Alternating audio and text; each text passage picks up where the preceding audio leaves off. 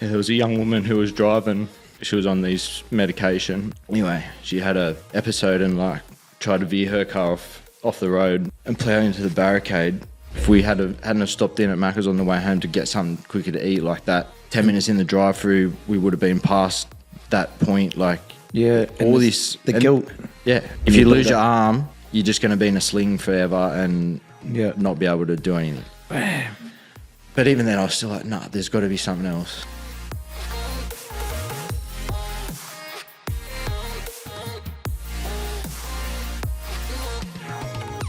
Kick a G, another deal. All right, man. How good was Cal's? Yeah, man. Dude, like, what the hell was she nervous about, man? How many attempts was that? Like, was that the third attempt we finally got her? So we've been trying to get cows on the potty for months. Yeah. And like flat out refused multiple times. And then like told her she had nothing to talk about. Yeah, legit. And we're just ended up putting the hardware on her. Finally got here, but she killed it. Then we just couldn't shut her up, hey? Nah, she did good. Well, we got someone special on today. Good friend of mine, good friend of yours, part of our gym. Why don't you introduce yourself? We call him Big Rig, I call him my guy, but introduce yourself, my man. Jono. Boys know me as Big Rig or my guy. That's just our thing. Yep. So he walks in, I'm like, hey, Big Rig. He's like, hey, Big Rig. Hey, my guy. My guy. That is. Well, I mean, like, we want to, you're part of the standard, but before we even start talking about that, how you came to be part of us and be with us, like, we want to take it back, like, want to peel it all the way back. Want to know your fucking story, bro. Yeah. Yeah, well, fuck, talk about stepping out of my comfort zone. This is this is it, but... Brother, it's just, mate, legit, it's a convo with me and G, bro. Yeah. So take us, like me and G were talking about, like, what do we start with? You're a promising football star. Like, take us back there, brother. Like, I was born in and around footy my whole life. Dad played for the Sharks for a few seasons. I was in the coaching staff for the Dragons. So pretty much from the day I was born, I was just footy head. In and around footy, bro. Like, there's home videos even, like, Dad, like, I'm a little baby and, like, your dad's reading, like, bedtime stories and that. Dad's got his, like, new seasons of, like, the new rules for the year, and Dad's, like, there reading me the rules. Oh, like, that's the bedtime story? That's the bedtime story, So, just, like, for as long as I can remember, bro, it's just my weekends were at games, and when I was old enough, like, I was doing ball boy and was always back in the shed with the boys, and so it was, like, always, like, a dream of mine to just be, like, that's what I want to do, you know what I mean? Grew up playing. Mum wouldn't let me play footy at the start till I was 10. Yep. That's actually pretty old. Yeah. So Mum, she's like, no, he's not playing till he's 10 years old. And Mum's just worried about you getting hurt. Just getting hurt, I guess seeing like what Dad went through and all that sort of stuff. So just was kind of like looking after me in a way, which in a theory, like, it helped just playing soccer and that, like with my footwork and stuff.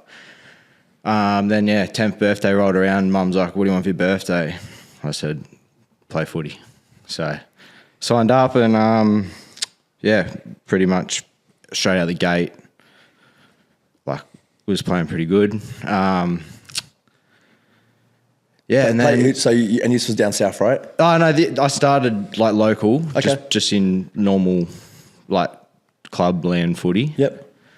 And then that was up until, and then got to high school, and like growing up, man, like I was always like a chubbier kind of kid, like didn't really take food or nutrition or anything. I just rocked up, played footy, whatever. Yep. Then I got into high school, man, and it was different, man. Like, because I went from a like small primary school where, like, in my whole primary school, there was more kids in my whole school than my year at high school. Oh, wow. Yeah, right. Yeah. So that was like a big... What school was this? Just at Appin. Okay. But it was, at that time, Appin was only a small little country town. Like, It wasn't what it is now. So yeah, walking in, it was Apple Pie still around then? Oh, of course. I still. I've been a few times over to sneak tea. Even during challenges, guys bring up my apple pies. He would come. Oh, are you coming for up? You can speak up a pie. Can you hook a brother up? How many people do you get to drop you in stacks? I can't say. Legit. And it's we know the order, so it's just like. Just the usual. But yeah, man. So yeah, I went to high school, and it was a big shift for me. Like I went in, like I was the only one from my primary school that went to St Greg's, which I went there for footy. Yeah. Which that's a big sports. That's school. a big sports school. Yeah. So that was the goal, to go there and do that. But yeah, I found it really hard, man, like adjusting and like making friends and being that little bit like I was a bit insecure, and that's where, yeah, it all just kind of like I struggled a bit, and I was just to find like my place, and you know, like yeah, I'd be in the playground like for 6 months, man, like not just walking around like at lunchtime, just so it didn't look like, oh, there's the kid by himself, you know what I mean? Like, no way. Yeah, man. Like I struggled hard, like to make friends, and dude, that's harsh. Yeah, at lunchtime, like I'd just pace, like I'd walk canteen back, go to the toilets, and so just so I looked busy, you know what I mean? So like it looked like you were doing something. Just so people in the playground would like look at me and like, oh, he's just doing that, but so I wasn't just that kid Look off. like by yourself. Yeah. Wow, dude. Yeah, so it took me a bit to adjust, and yeah, I don't know, man. Something like towards the back end of that year, something just I still cut to this day, don't even know what it was. It was just like I got to do something, you know what I mean? Like, so I went home one day. We just had a treadmill at home, and I just jumped on that, done 20 minutes, and I don't know. From then, like from that day on, as soon as I get home from school, I jump on the treadie, just run, and change the way I was eating. That was coming up to like the back end of the year. What year would you have been in then? This was year 7, okay, like first year at high school. And again, still struggling to make friends and whatever. So I was like, oh, I've got to do something. Yeah, jumped on the treadie, would just run. And by that time I was building up. But by the end of it, I was running like an hour just on the treadmill at home. Found a dumbbell under the deck, took that into my room overnight. I'd just make up a workout religiously, man, just do that every day.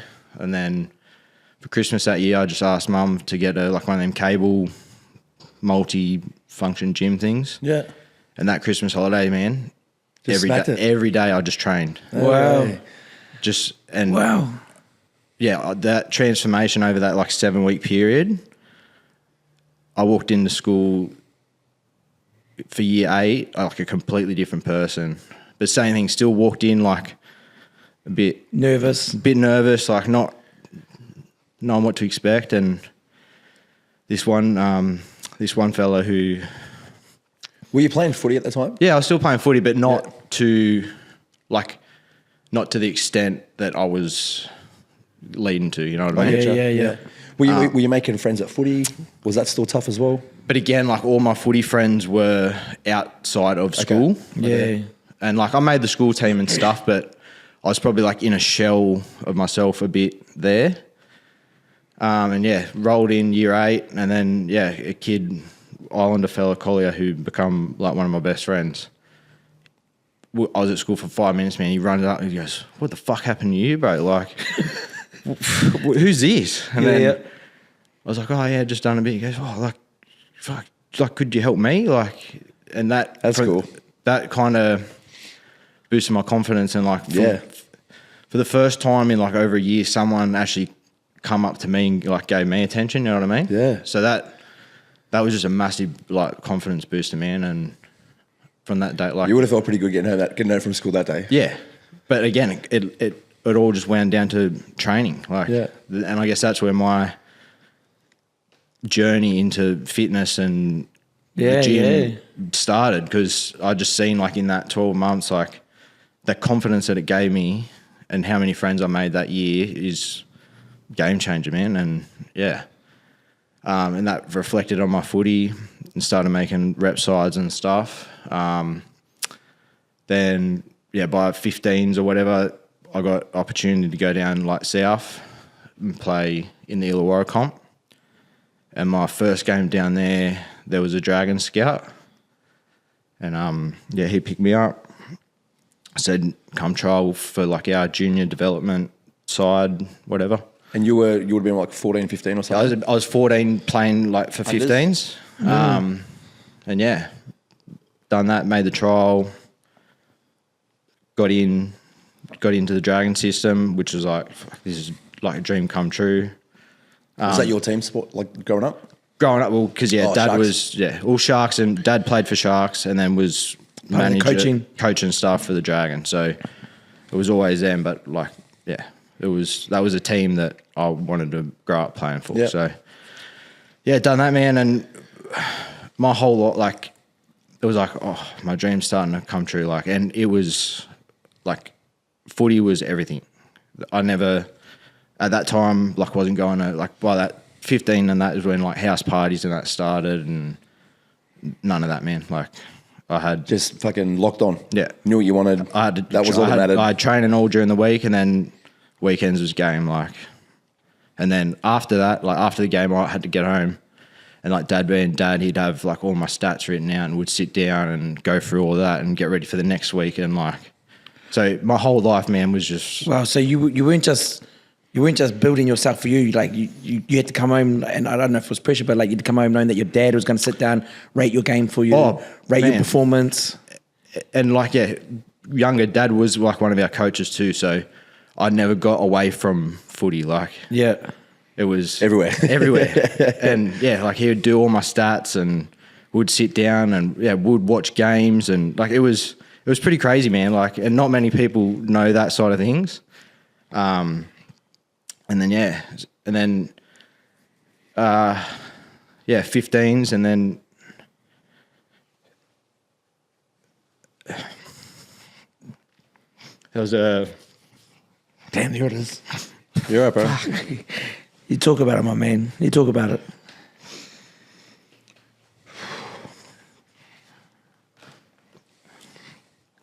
There was a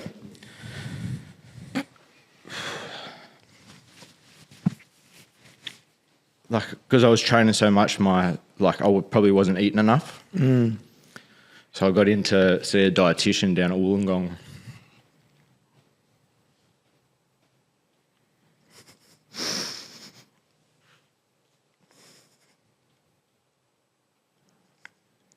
You got it, brother. You got it.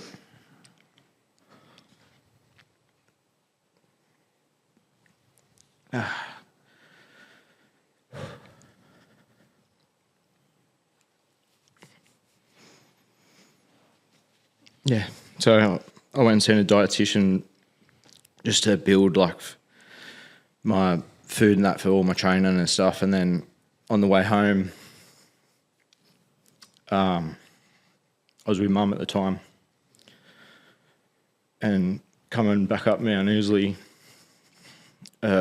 young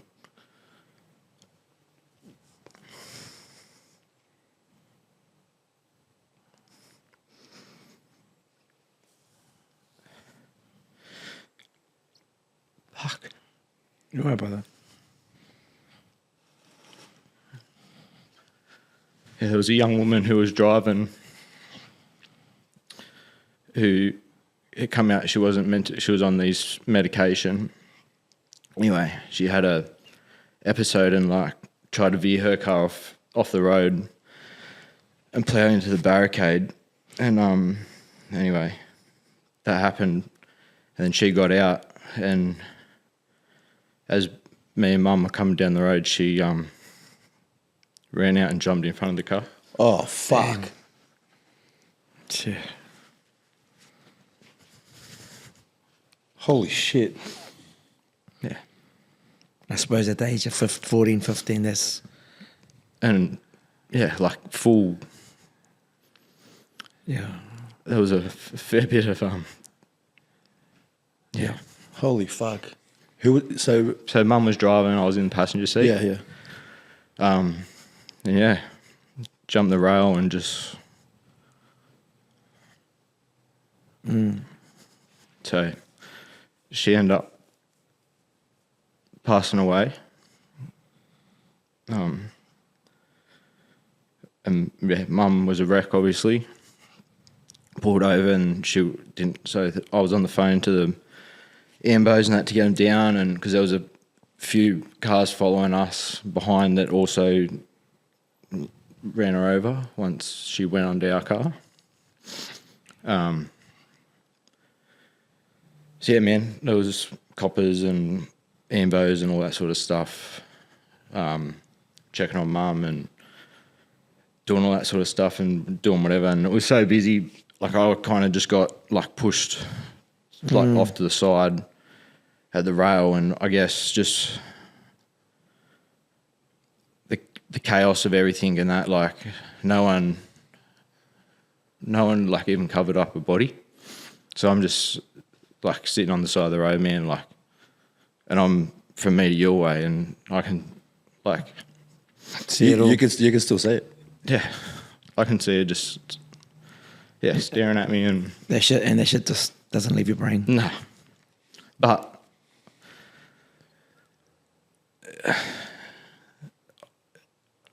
instantly, what it was like, I put that on me. I was like, fuck, like if I didn't have to go to this thing, like I would have had to put, like I put Mum, like I was like, fuck.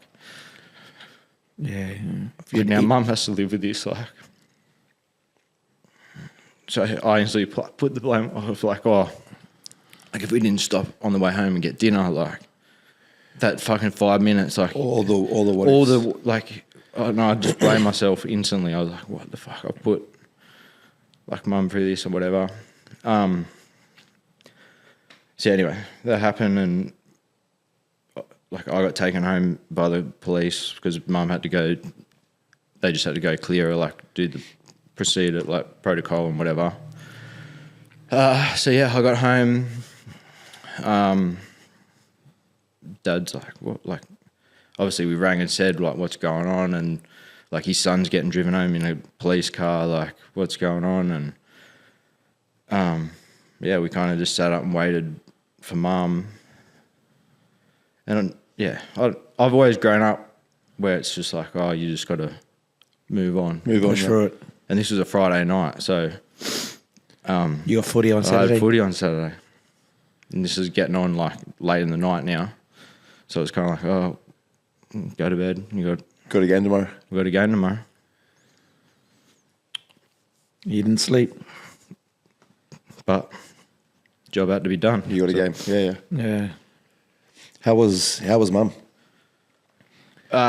She was a wreck, but I think she just probably held it together, I guess, because she knew, like, I was, like, she probably held it in a lot better. Like, probably away from me, it was harder.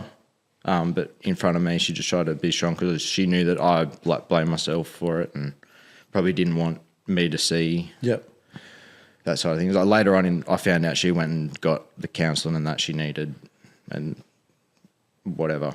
But yeah, man, like I just like kind of wore it and was like, oh, had the game, and then it was kind of like, oh, well, that's it. Just continue life. That's it. Like, move on. Did you never speak to anyone? No. Like I said, there's a handful of people that know that. Like, how many fucking times in your life do you reckon you've told that story? Like, you can count on one hand. Probably, man. Fuck. And there's probably I could count on my hands how many people know that story. Wow, yeah. Man. That's crazy. And again, like you just, and I mean, and you've shared it in your story, and you know the survivor's remorse sort of thing. Like the first thing is like you just said it, like I'm to blame. If I hadn't have done this, if I'd eaten correct, we wouldn't have gone down there. This wouldn't have happened. Yeah, no. Well, if we hadn't have stopped in at Macca's on the way home to get something quicker to eat, like that, 10 minutes in the drive-through, we would have been past that point. Like, all this guilt. Yeah, and this is like as a 15-year-old kid, like, who's already like I wore that. suffered loneliness to start. Let's be honest. Yeah. The case of loneliness and feeling like isolated. Yeah, but yeah, again, I had a goal. Like, Yeah. I just had to keep pushing. So yeah, that happened, and it was kind of just like, oh well, forget about that and keep pushing. So kept thriving with footy again. Didn't let that affect my game or whatever. Then yeah, made the Harold Mats and done all that. Played good. Was playing good at school. So what, like, just for those who don't know, like, what levels Harold Mats? So Harold Mats is like the highest for like your age group. So yeah, it goes like Harold Matthews, SG Ball. Basically on the cusp of a contract, aren't you? Yeah, on the cusp, but like you're building up there. So done that, played, like was getting player of the year for like my club, which I was playing a year above. Got the club's whole like player of the year there. I got Dragons player of the year that year. Oh shit! And what position were you playing? I was playing back row for Dragons, and then I was playing like centre and that for club. Yeah, and then got up, played all through there, and then it was come to 18s for SG Ball.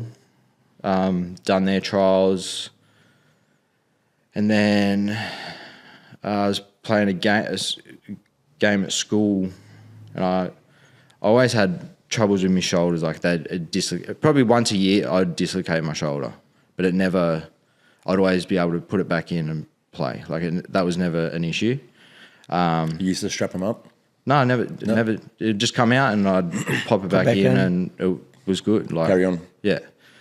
Anyway, I went for a try, like at school, and like I leant over and like overextended. And as I put the ball down, someone's landed and it's gone. Oof. My arms come down and it's kind of pushed it up, and it come out again. And like I knew this one was like bad, different, yeah. But went off, got it back in, and I was like, okay, I'm sweet. And they're like, "Oh, what the fuck?" I'm like, "No, honestly, like this hat, like just put me back on."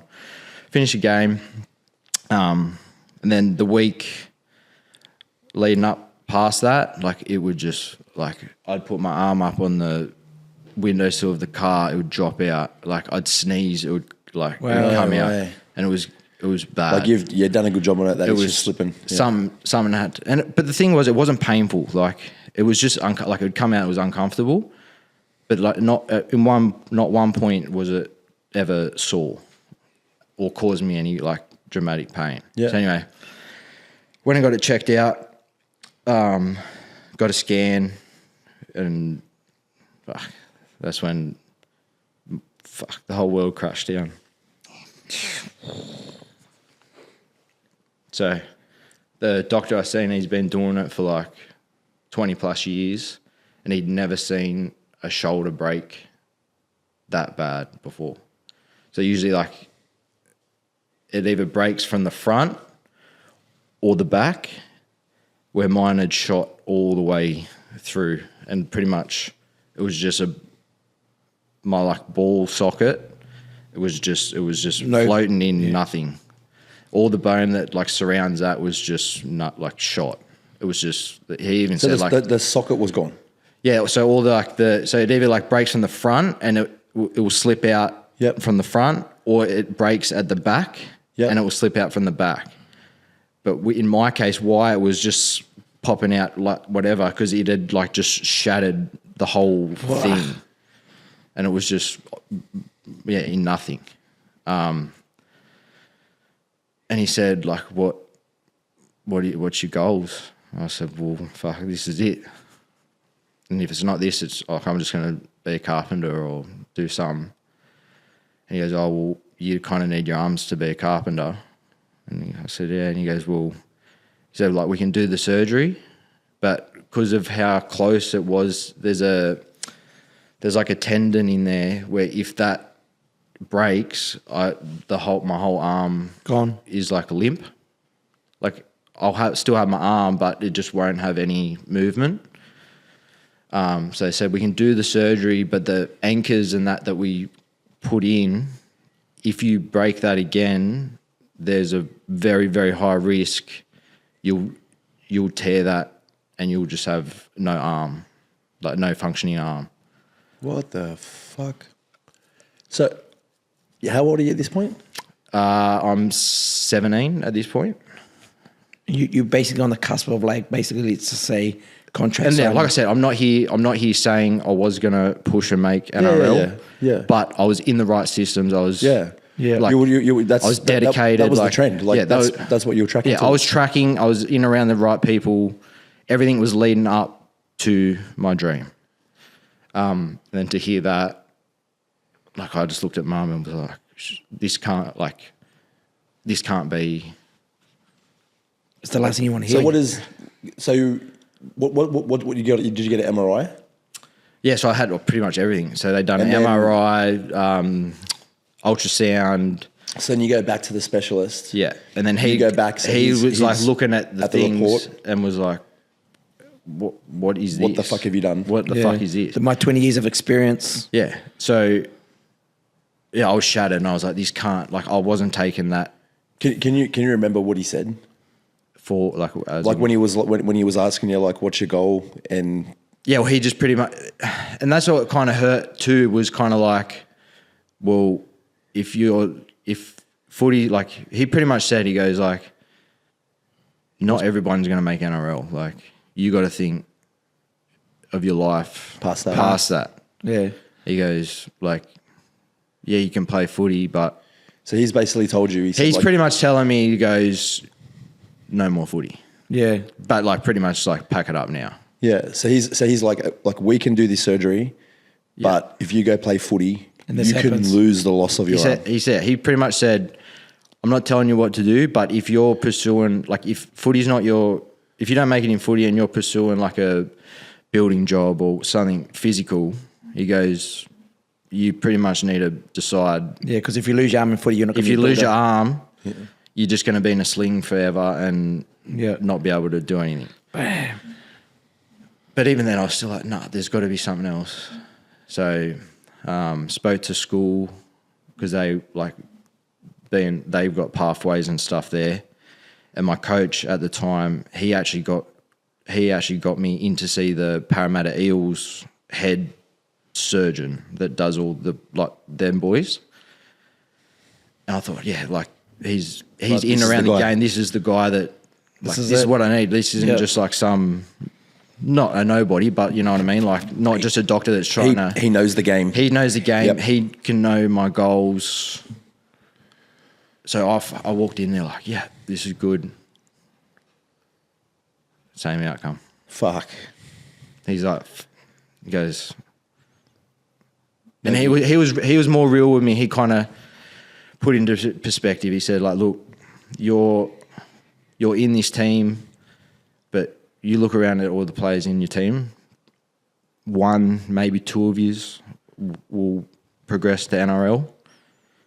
He said, like, I can't promise you will make it, but he goes, realistically, you got to think of the rest of your life. Mm. And to give people perspective, like, who are some of the names that we're seeing now in the NRL that you're rubbing shoulders with? At the time, I was playing alongside like Tristan Saylor, like Wendell Saylor's son, Dylan Morris, like Brett and Josh Morris's little brother. I was playing against like Nathan Cleary. Yeah. So all like big names. Like O'Sullivan. Yep.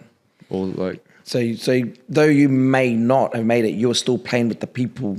All the people that are playing now, I grew up playing with and against and in rep teams and stuff. So we're all pretty tight knit. Yeah. And your honest opinion, and don't have to be humble about it, do you feel like you were on track? You were actually on track between what you were doing and what you were doing? I'll hand on my heart say I was never the most... I was never the best on the field, but my dedication and the work I put in showed. And like I said, from Monday to Sunday, that's all. That was it. That was it. And like I said, like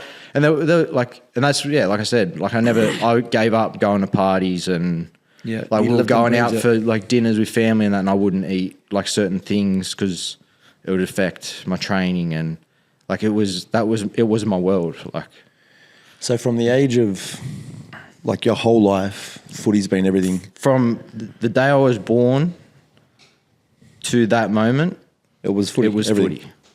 And then then you're like everything's on track for your dream. Yeah.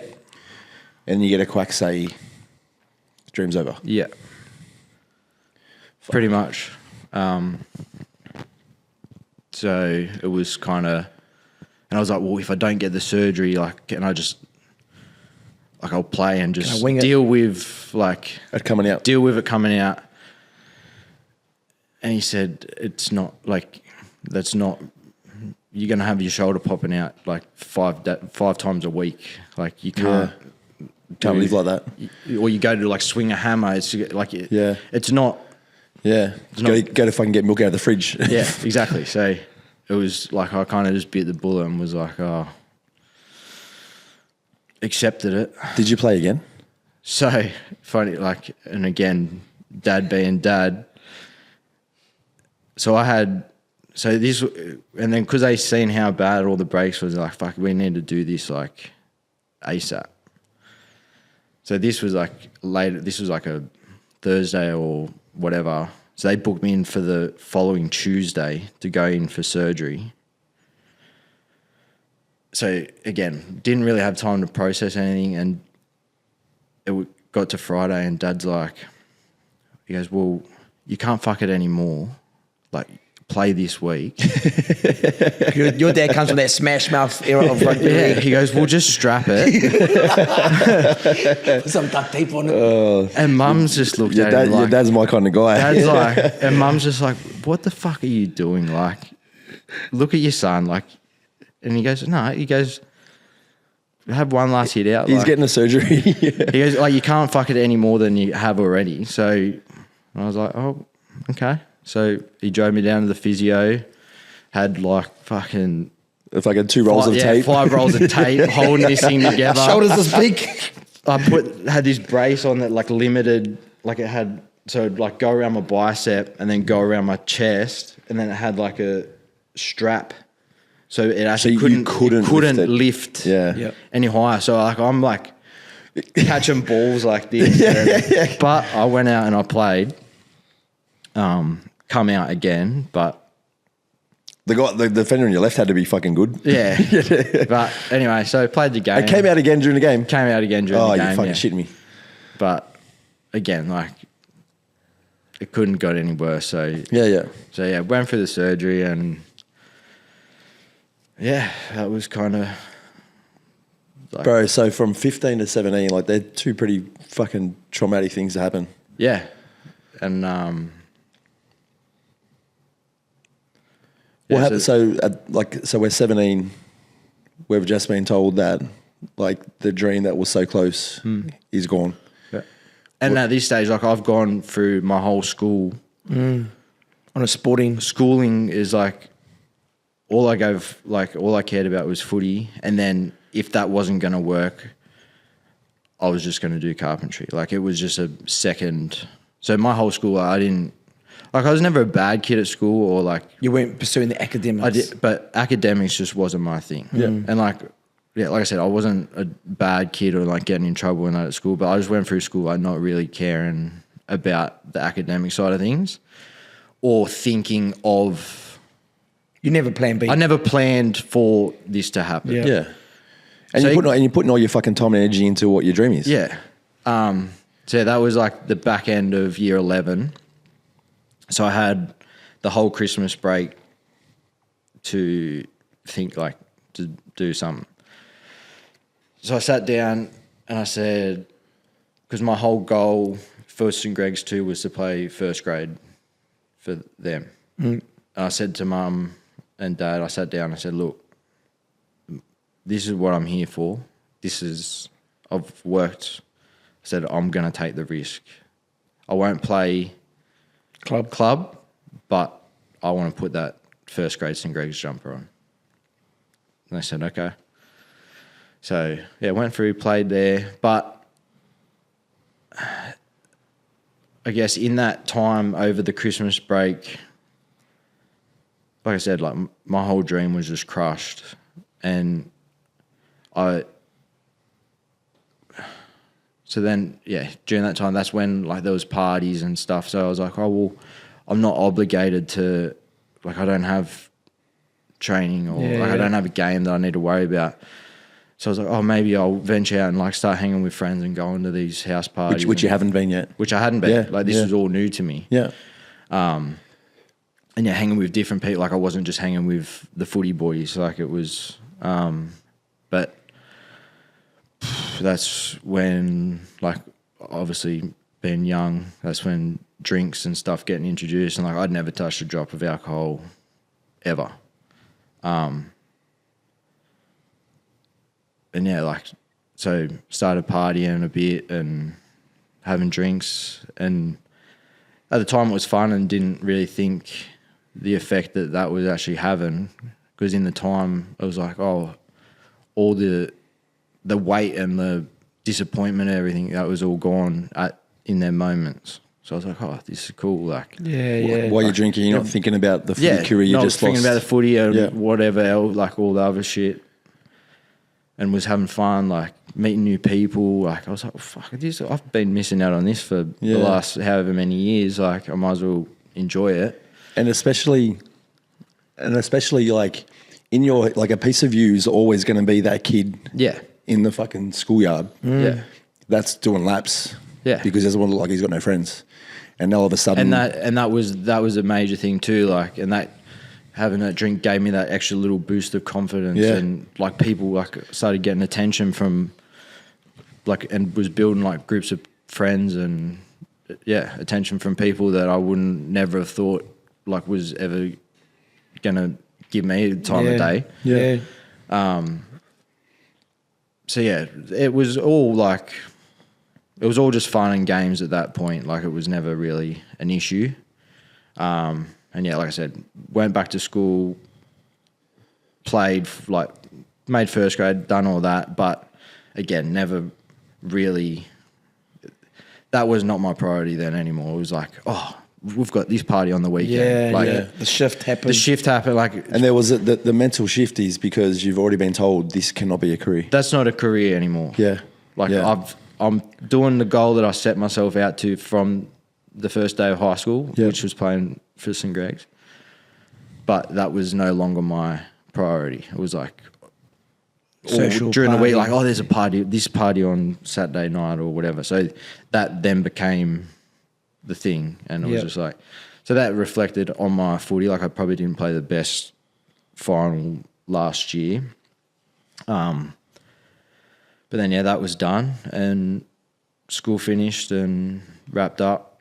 So then it was like, oh, you got to go to work now. Like, so just got into a trade, and that's where a lot of more partying and stuff started happening.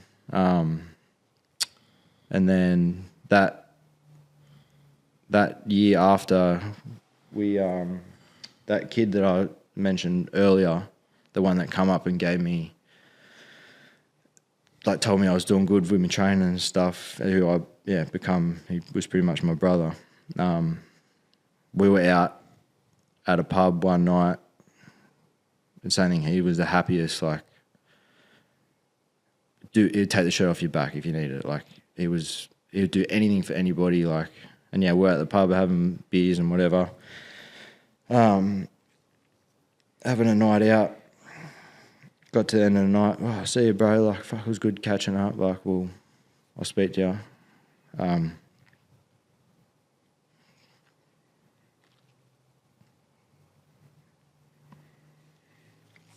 Keep it rolling, my guy. The Monday or Tuesday rolled around. I had a phone call.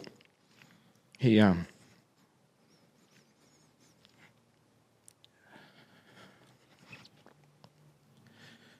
He'd hung himself. No fucking way.